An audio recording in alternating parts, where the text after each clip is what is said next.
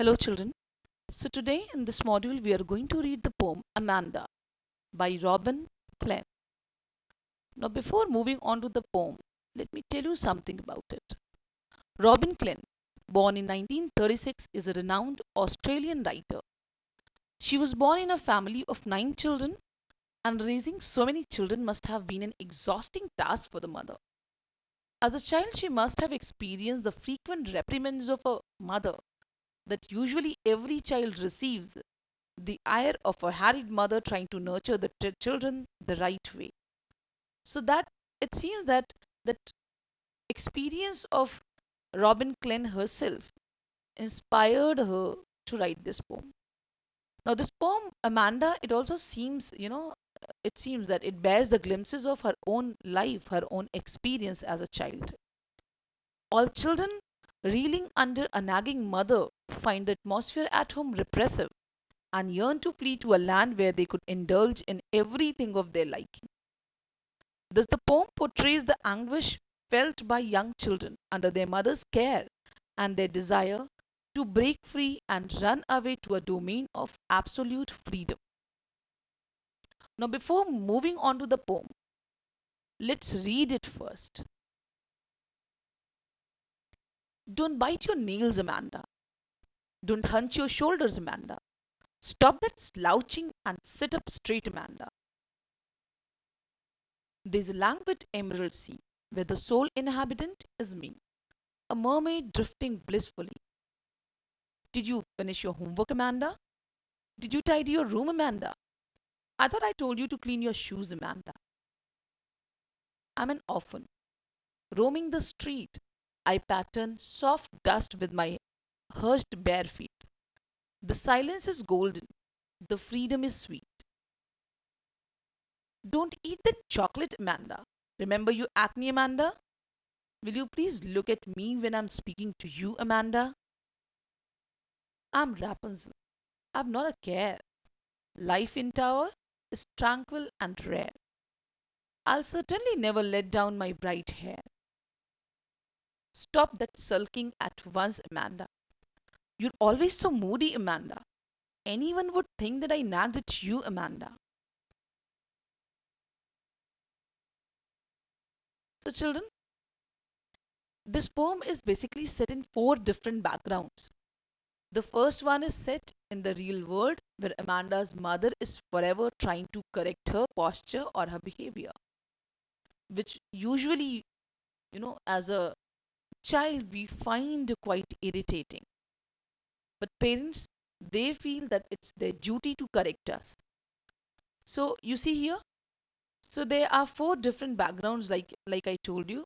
One is real world and the other three are the make believe world of Amanda where Amanda escapes whenever she feels irritated of the behavior of her mother.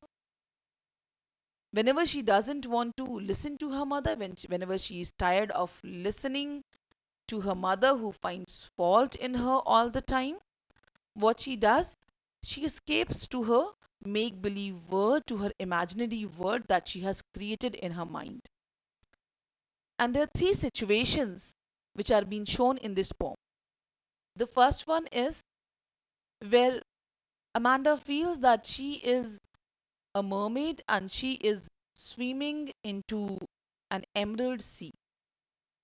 And there is no other entity, there is no other creature into that sea except her. And she enjoys that serenity and that peace there.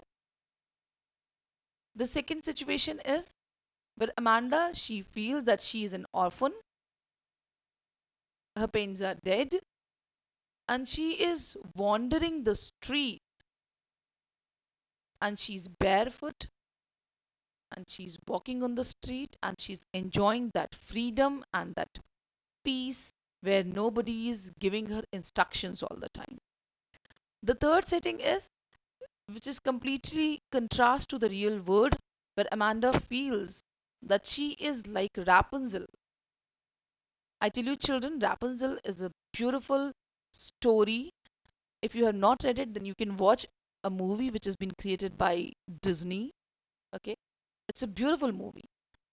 So she feels that she's that Princess Rapunzel who's been, put in that tower, and she loves the silence, the peace, and she loves to be imprisoned in that tower, and she loves it so much that she feels that she would never let her hair go down.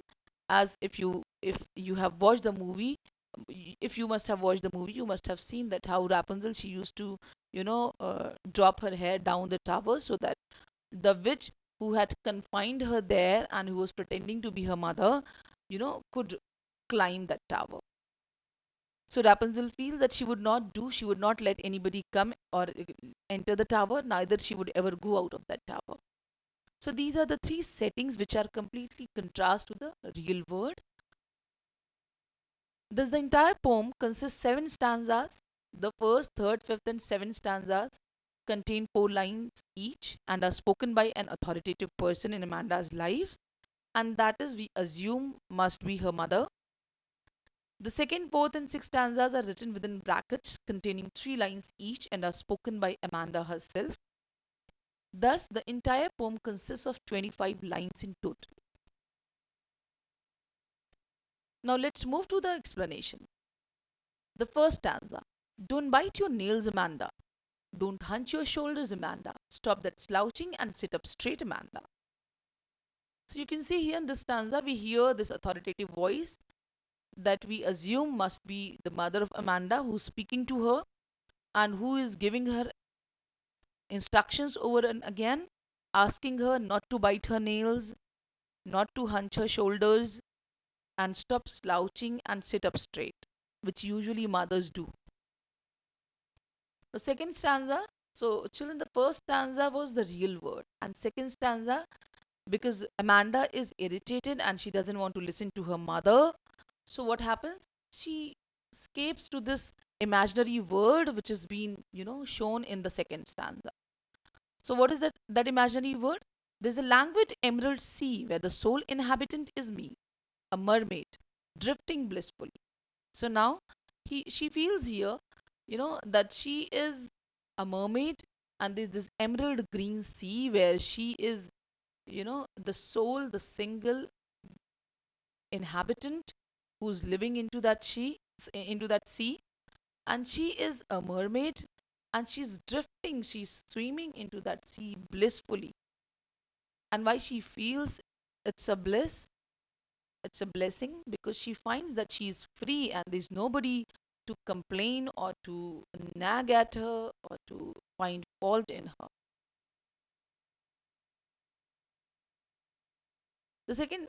The third stanza says, Did you finish your homework, Amanda? Did you tidy your room, Amanda? I thought I told you to clean your shoes, Amanda. So again, you can see the mother's voice questioning Amanda whether she completed her homework, if she cleaned her room, or she also asked if, as mother had instructed her to clean her shoes, whether Amanda did that or not. So you see, mother is irritated because Amanda is not listening to her, and she is continuously still giving instructions to Amanda, but Amanda, you know feels like stopping all this. She doesn't want to listen to it, and that is why what happens, she again goes back to her imaginary word, and which has been, shown in the fourth stanza, where she feels, I'm an orphan roaming the street. I pattern soft dust with my hushed bare feet. The silence is golden, the freedom is sweet. Now here, Amanda, in this stanza, we once again see her reaction to her mother's harsh words. Amanda withdraws into another imaginary world. She imagines that she's an orphan and that she's roaming around on the street. She has no shoes on her feet at all, and she's getting them even dirtier by making designs on the dusty ground with them. However, she makes no sound while making these dusty designs. She cherishes the silence as well as the freedom to do as she likes in that word of her imagination. Now, the next stanza tells us, Don't eat that chocolate, Amanda. Remember your acne, Amanda? Will you please look at me when I'm speaking to you, Amanda? Now, you see, children, this background image here is from the story of Rapunzel. You see how beautiful and how colorful this animated movie is. So you can watch it and you'll definitely enjoy. So now let me explain this fifth stanza. So this stanza, Amanda's mother is once again telling her what to do and what not to do. She tells Amanda not to have any chocolate, not to eat chocolates, or they might cause her to develop acne on her face. It seems that acne is a recurring problem for Amanda because her mother wants her to remember how they had looked on her face at some previous time. Confident that she cannot have forgotten the sight so easily. Perhaps this unpleasant memory has made Amanda turn her face away for her mother, then tells Amanda to look at her while she's speaking as a sign of respect towards her. Now, Amanda, she gets irritated and she again starts imagining. And she says, I'm Rapunzel. I have not a care. Life in a tower is tranquil and rare. I'll certainly never let down my bright hair. So, in this stanza, Amanda withdraws into her fantasy for the last time in order to escape from her mother's ragging. She imagines herself to be Rapunzel. She imagines that she is perfectly happy to live alone in the tower, for she has nothing to worry about. Life over there is peaceful and not too many people know what that is like. In fact, she's so happy with her life that she will never let down her hair in an attempt to escape from the tower, or she would never let anyone enter the tower. Now, the last stanza of the poem, it says, Stop that sulking at once, Amanda. You're always so moody, Amanda. Anyone would think that I nagged at you, Amanda. Again, mother's voice. Mother tells her to stop sulking. She also accuses her daughter of having mood swings very frequently. Finally, she tells Amanda that anyone who saw her would think that her mother has been nagging at her.